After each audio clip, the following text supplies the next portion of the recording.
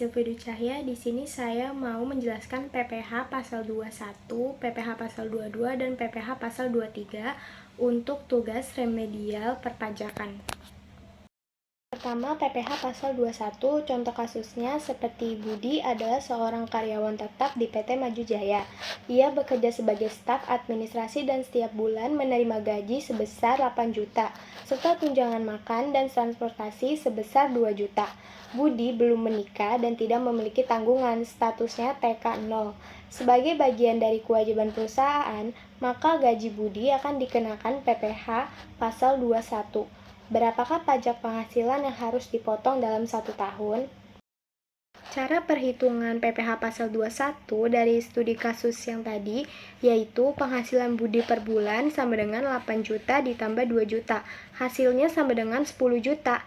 Dalam 1 tahun, 10 juta dikali 12 hasilnya sama dengan 120 juta.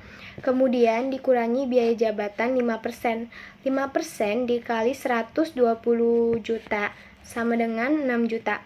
Sehingga penghasilan netonya 120 juta dikurang 6 juta hasilnya sama dengan 114 juta. Selanjutnya PTKP untuk TK 0 adalah 54 juta. Maka penghasilan kena pajaknya 114 juta dikurang 54 juta hasilnya sama dengan 60 juta.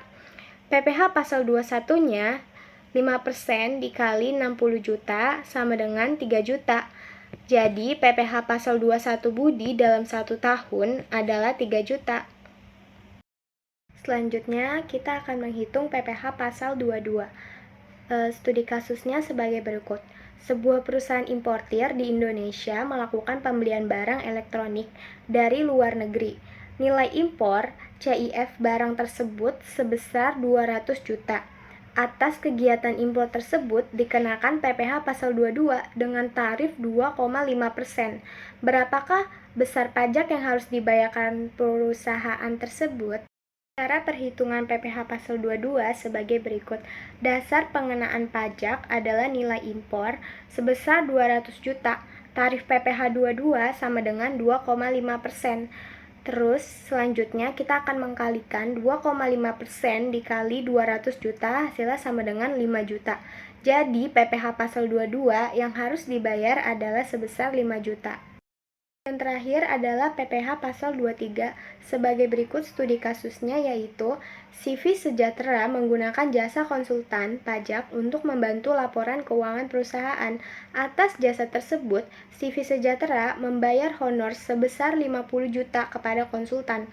Karena jasa konsultan termasuk objek PPh pasal 23, maka pembayaran tersebut dikenakan pajak sebesar 2%. Berapakah pajak yang harus dipotong?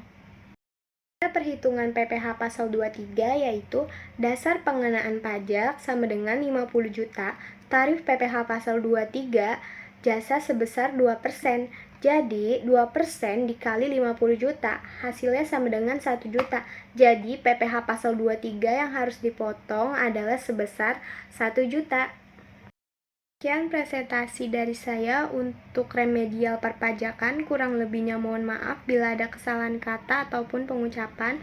Wassalamualaikum warahmatullahi wabarakatuh.